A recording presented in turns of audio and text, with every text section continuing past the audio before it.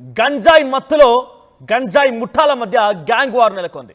Steroids అమ్మకాల్లో తేడా రావడంతో అజీజ్ అనేటువంటి యువకుడిని దారుణంగా హత్య చేశారు. అజీజ్ స్టెరాయిడ్స్ తీసుకుంటుండగా బండరాయితో తలపై మోదారు. ఆయన్ని హత్య చేశారు యూసఫ్ అనే యువకుడు. అయితే దాదాపుగా 40 సార్లు అజీజ్ని కత్తితో పొడిచాడు యూసఫ్. నిజంగా ఎంతలా అంటే అక్కడ అమ్మకాల్లో తేడా వచ్చిందంట. వాళ్ళు చేసేదే పిచ్చి పని, ఓ దొంగ పని చేస్తున్నారు. దాంట్లో తేడాలు రావడంతో ఒకరిపై ఒకరు తలలు బాదుకోవడాలు, కత్తులతో పొడుచుకొని దారుణంగా హతమయ్యారు. సో స్టెరాయిడ్స్ అమ్మకాల్లో తేడా రావడంతోనే అజీజ్ అనేటువంటి యువకుడిని యూసఫ్ అనే యువకుడు అతి దారుణంగా హత్య చేశాడు. మీరు చూస్తున్న ఆర్టీవీ స్క్రీన్ పైన విజువల్స్లో ఆ స్టెరాయిడ్స్ సంబంధించి ఆ మెడిసిన్స్ని వాటిని చూస్తున్నారు. రైట్ సైడ్లో మీకు కనబడుతోంది. అరెస్ట్ తర్వాత ప్రెస్ బ్రీఫింగ్లో భాగంగా ఆ ప్రెస్ నోట్ని పోలీసులు విడుదల చేశారు. ఇక్కడ కనిపించినటువంటి మొహానికి మాస్క్ వేసుకొని నల్లటో పెట్టుకున్నాడు వాడే అజీజ్ అనేటువంటి వ్యక్తిని హతమార్చిన యూసఫ్.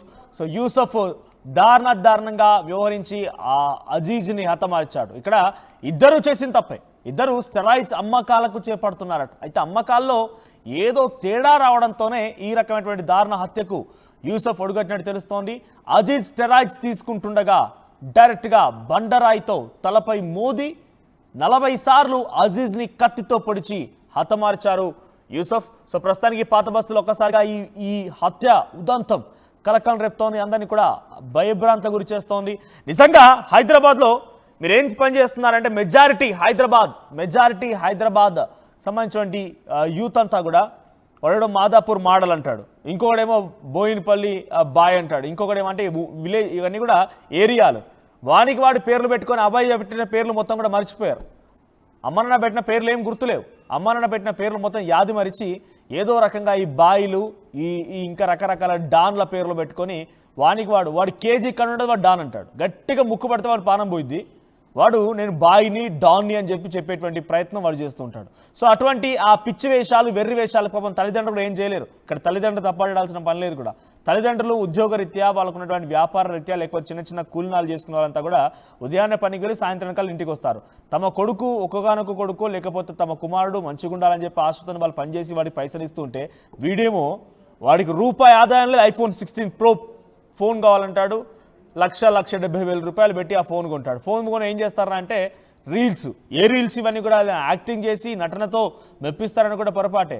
బాయ్ డాన్ అనేటువంటి రీల్స్ చేయడం ఇలాంటి పరపటిగా మారిపోయింది. ఇక గంజాయి అయితే హైదరాబాద్లో విచ్చలవిడిగా టీనాప్ ఈగల్ టీం చాలా పకడ్బందీగా గంజాయి నిర్మూలన కోసం ప్రయత్నం చేస్తూనే ఉంది. కానీ ఏదో ఒక దొడ్డిదారిన ఈ రకంగా స్టెరాయిడ్స్, డ్రగ్స్, ఆ తర్వాత గంజాయి లాంటి మాదక ద్రవ్యాలని విచ్చలవిడిగా, మరీ ముఖ్యంగా కొంత మిడిల్ అండ్ స్లమ్ ఏరియాస్లో అయితే చాలా విపరీతంగా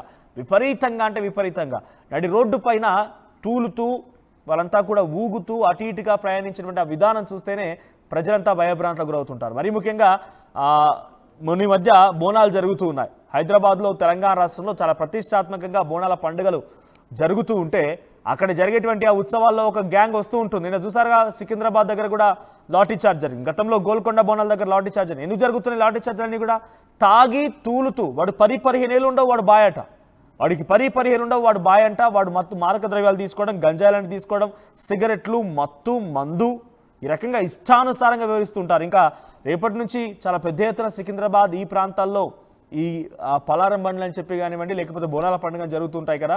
సో అటువంటి ఘటనలు కూడా ఈ బాయిలు బయటపడుతుంటారు. ఎందుకు నేను ఈ సందర్భంగా ఇవన్నీ చెప్పాల్సి వస్తున్నానంటే దయచేసి పేరెంట్స్ మీరు కంట కనిపెట్టండి. లేదు మీ వల్ల కావడం లేదు, మాదక ద్రవ్యాలకు వాళ్ళంతా అలవాటు పడిపోయి ఉన్నారు, ఈ రకంగా ప్రాణాలు పోతున్నాయి, ప్రాణాలు తీస్తూ ఉన్నారంటే కనుక డెఫినెట్గా ఈగల్ టీం, తెలంగాణ రాష్ట్ర ప్రభుత్వం చాలా ప్రతిష్టాత్మకంగా ఈగల్ టీం అనేది ఏర్పాటు చేసుకున్నారు. దాంట్లో ఎప్పటికప్పుడు సమాచారాన్ని మీరు అందిస్తే డెఫినెట్గా మీ పిల్లలు ఎవరైతే మాదక ద్రవ్యాల బారిన పడిపోయి వారంతా కూడా ఇబ్బందులు పడుతూ ఉన్నారో, లేదంటే ప్రజల్ని ఇబ్బందులు పెడుతూ ఉన్నారో, డెఫినెట్గా వాళ్ళంతా చేల్చే అవకాశం ఉంది. So 1908 it's a toll free number. 1908 ఇది Eagle team toll free number.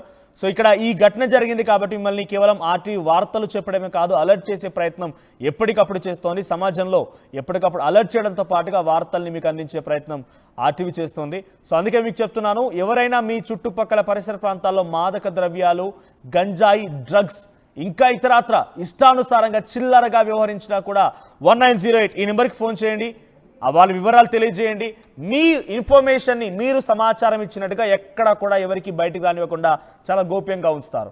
So ప్రస్తుతం నేను చెప్తున్న ఈ వార్త పాత బస్తీలో చోటు చేసుకుని హైదరాబాద్ పాత బస్తీలో స్టెరాయిడ్స్ అమ్మకాల్లో తేడాలు రావడంతో అక్కడ పైన కనిపించినటువంటి బ్లూ కలర్ షర్ట్ ఆ వ్యక్తిని అజీజ్ అనేటువంటి వ్యక్తిని యూసఫ్ అనేటువంటి ఓ వ్యక్తి హతమార్చాడు. బండరాయితో తలపై మోదీ 40 సార్లు కత్తితో పొడిచి 40 కాట్లున్నాయట. దాదాపుగా 40 సార్లు అజీజ్ని కత్తితో పొడిచి యూసఫ్ అనేటువంటి ఆ యువకుడు హతమార్చాడు. ప్రస్తుతానికి ఈ ఘటన పాత బస్తీలో ఒక్కసారిగా కలకలం రేపుతోంది. ఈ ఘటనతో పోలీసులంతా కూడా ఒకసారి అలర్ట్ అయ్యారు. మరింతగా పాత బస్తీలో జల్లెడ పట్టి ఇంకా ఇటువంటి విధంగా మాదక ద్రవ్యాలు తీసుకునేవారు కానీ అమ్మకాలు చేపట్టేవారు కనుక ఉంటే వారిని కూడా అదుపులో తీసుకునే అవకాశం కనబడుతోంది. మా ప్రతినిధి పెట్రిషా అందుబాటులో ఉన్నారు. పెట్రిషా, సో పాత బస్తీలో ఒక్కసారిగా ఈ మరణ వార్త కలకలం రేపుతోంది. పెద్ద ఎత్తున అక్కడ ఆందోళన కలిగించే విషయంగా కూడా ఉంది. స్టెరాయిడ్స్ అమ్మకాల్లో తేడాలు రావడంతో ఒక యువకుడిని మరో యువకుడు చాలా దారుణంగా హతమార్చాడు.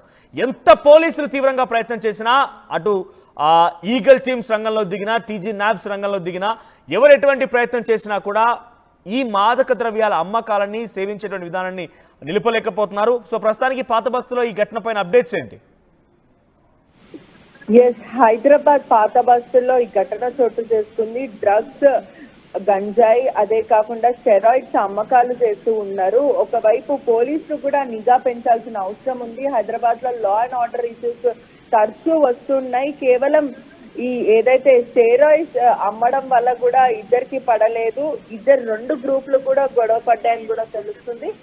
చాంద్రాయణగుట్ట పోలీస్ స్టేషన్ పరిధిలో ఈ ఘటన చోటు చేసుకుంది. ఆజాద్ అన్న వ్యక్తిని కూడా అతి దారుణంగా పొడిచి 40 సార్లు కూడా అతి దారుణంగా పొడిచి మరీ చంపారు. ఒకవైపు ఏదైతే జెప్టో ఉందో జెప్టోకి సంబంధించిన ప్లేస్ కి రావాలంటూ కూడా ఆ వ్యక్తిని పిలవడం, దాని తర్వాత గోప్యంగా ఉన్న ప్లేస్ లో కూడా అతి దారుణంగా హత్య చేశారని కూడా మొత్తం మీద అయితే తెలుస్తుంది. మొహమ్మద్ అబ్దుల్ అజిల్ అతర్ 24 సంవత్సరాల వ్యక్తి. అతను మరి మొహమ్మద్ యూసఫ్ అలియాస్ బుల్లు వీళ్ళిద్దరు కూడా స్టెరాయిడ్స్ అమ్మడం, గంజాయి అమ్మడం, ఇదంతా కూడా మొహమ్మద్ అనే వ్యక్తి ఎవరైతే యూసఫ్ అని ఉన్నారో అతను అబ్దుల్ అజీజ్ కి అలవాటు చేయడం అయితే జరిగింది. వీళ్ళంతా కూడా ఒకటే ఏరియాలో ఉంటారు, బాబానగర్ లో నివసిస్తూ ఉంటారు. గత కొన్ని ఏళ్ల నుంచి కూడా వీళ్ళు ఫ్రెండ్స్. గంజాయి అమ్ముతూ ఉంటారు, ఎవరికి తెలియకుండా కూడా డబ్బులు చేసుకుంటూ ఉంటారు అని కూడా తెలుస్తుంది. గంజాయి అమ్ముతూ స్నేహితులయ్యారని కూడా తెలుస్తుంది. అదే కాకుండా అజన్ని ఇతను యూసఫ్ అనే వ్యక్తి కూడా అనేక సార్లు వేధింపులకి గురి చేశారు. శారీరకంగా, మానసికంగా ఇబ్బంది పెట్టేవాడు, హింసించేవాడు. అదే కాకుండా నేను చెప్పింది మాత్రమే వినాలి, గంజాయి నేను చెప్పిన చోటనే అమ్మాలి, నీకు గంజాయిలో ఇంత డబ్బులే నేను ఇస్తాను, ఇంత పర్సెంటే ఇస్తాను, నువ్వు నా దగ్గరనే పని చేయాలి, ఎక్కడ కూడా పని చేయొద్దు అంటూ కూడా ఇలా బెదిరింపులకి గురి చేయడం. ఆ తర్వాత యూసఫ్ ఆసిఫ్ ని ఎన్నో చంపాలనుకున్నాడు. వీళ్ళిద్దరికి కూడా విభేదాలు ఎప్పటి నుంచో ఉన్నాయి. అయితే ప్రీ ప్లాన్డ్ గా హత్య చేయాలనే ఒక ఉద్దేశంతో కూడా అతను ప్రీ ప్లాన్డ్ ఉండే.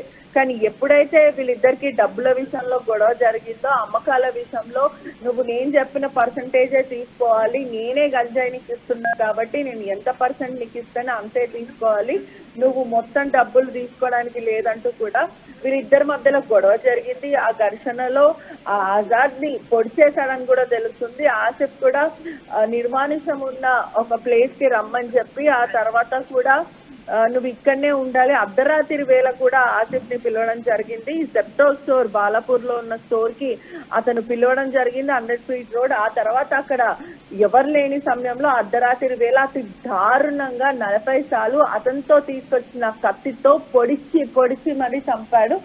ఈ క్రమంలోనే స్థానికులు తర్వాత 2-3 గంటల తర్వాత ఉదయం చూసుకున్నారు. వెంటనే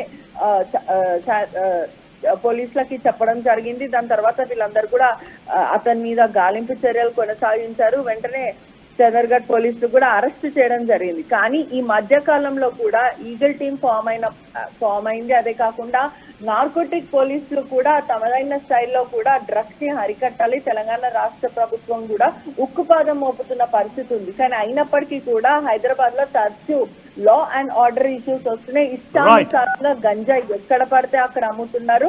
డ్రగ్స్ కూడా ప్రతి పబ్స్ లో దొరుకుతుంది. ఎంత అరికట్టాలని ప్రయత్నించినప్పటికీ కూడా స్కూల్స్ లో, కాలేజ్ లో కూడా కూడా ఈ గంజాయి కల్చర్ అనేది కూడా వ్యాపిస్తున్న పరిస్థితి కనిపిస్తుంది. పోలీసులు కూడా ఖచ్చితంగా మరింత నిఘా పెట్టాలి, మరింత ఇటువంటి కన్స్యూమర్స్ ని, పెడ్లర్స్ ని కూడా అరికట్టాల్సిన అవసరం ఉంది. Right Patricia.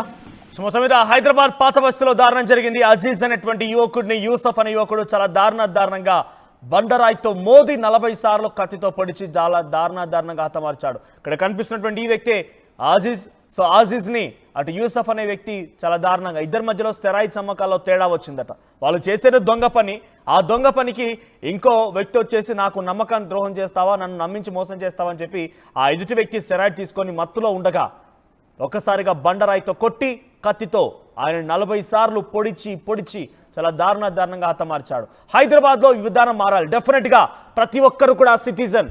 ఆర్టీవీ మళ్ళీ చెప్తోంది, కేవలం వార్తలనే కాదు, వాళ్ళు అలర్ట్ చేసేటువంటి ప్రయత్నం కూడా ఎప్పటికప్పుడు ఆర్టీవీ చేస్తూనే ఉంది. కాబట్టి మీరంతా డెఫినెట్గా అలర్ట్గా ఉండాల్సిన అవసరం ఉంది. మీ చుట్టూ మీరు రోడ్డుపై వెళ్తున్నా కానివ్వండి, మీ పరిసర ప్రాంతాలు ఇంకెక్కడైనా చదువుకున్న వ్యక్తులుగా, ఆర్టీవీ వ్యూవర్స్గా మీరు ఒక పని చేయండి దయచేసి. 1980 ఇది అక్కడ టోల్ ఫ్రీ నెంబర్. సో ఈ టోల్ ఫ్రీ నెంబర్కి మీరు ఎప్పుడు ఫోన్ చేసినా కూడా 1908 ఇది తెలంగాణ యాంటీ నార్కోటిక్స్ బ్యూరోకి సంబంధించిన టోల్ ఫ్రీ నెంబర్. నేను ఎందుకు ఈ విషయాన్ని చెప్తున్నా పదే అంటే క్రైమ్ రేట్ తగ్గాలంటే డెఫినెట్గా మాదక ద్రవ్యాలు, గంజాయి, డ్రగ్స్ లాంటి సేవించే విధానం తగ్గాలి. హైదరాబాద్లో మెజారిటీ యూత్ మొత్తం కూడా వాడికి కేజీ కన్నులేదు, వాడు డాన్ పేరు చెప్తాడు, వానికి వాడు ఒక అమ్మని పెట్టినటువంటి ఆ పేరును మర్చిపోయి కొత్తగా వాళ్ళ పేరు పెట్టేసుకొని ఇన్స్టాగ్రామ్లు, సోషల్ మీడియాలో విచ్చలు పెడతారంగా పిచ్చి వేషాలు వేస్తూ ఈ రకంగా మాదక ద్రవ్యాలు తీసుకొని ఒకరిపై ఒకరు కొట్టుకోవడాలు, గ్యాంగ్ వార్లా చాలా దారుణంగా ఉంది పరిస్థితి. సో ప్లీజ్ మనందరినీ రిక్వెస్ట్ చేస్తున్నాను, మీ చుట్టుపక్కల పరిసర ప్రాంతాలు ఎటువంటి వ్యక్తులు ఉన్నా కూడా 1908 ఈ నెంబర్కి మీరు టోల్ ఫ్రీ ద్వారా వారి సమాచారం అందించవచ్చు. మీరు ఎవరైతే మీ ఇన్ఫర్మేషన్ ఇస్తారో ఫోన్ ద్వారా అటు తెలంగాణ యాంటీ నార్కోటిక్స్ బ్యూరోకి ఇన్ఫర్మేషన్ ఇస్తారో మీ సమాచారాన్ని కాన్ఫిడెన్షియల్గా ఉంచుతారు. మీరేం భయపడాల్సిన పర్లేదు. మేము వాళ్ళకి చెప్తే పోలీసు వాళ్ళకి ఇన్ఫర్మేషన్ ఇస్తారేమో, వాళ్ళు మళ్ళీ మా దగ్గరకు వచ్చి మమ్మల్ని ఏదో ఇబ్బంది పెడతారేమో అనుకుంటే పొరపాటు పడ్డట్టే. మీ ఇన్ఫర్మేషన్ ఎక్కడ కూడా బయటికి పోలీసులు లీక్ చేయరు, చాలా గోప్యంగా ఉంచుతారు. కేవలం వాళ్ళని మాత్రం అదుపులోకి తీసుకుంటారు. వారిని కూడా ఏం దాడి చేయరు. వారిని కేవలం రీహాబిలిటేషన్ సెంటర్ తరలించి వారి యొక్క మానసిక స్థితిని సెటిల్ చేసే ప్రయత్నం చేస్తారు. So please take an initiation.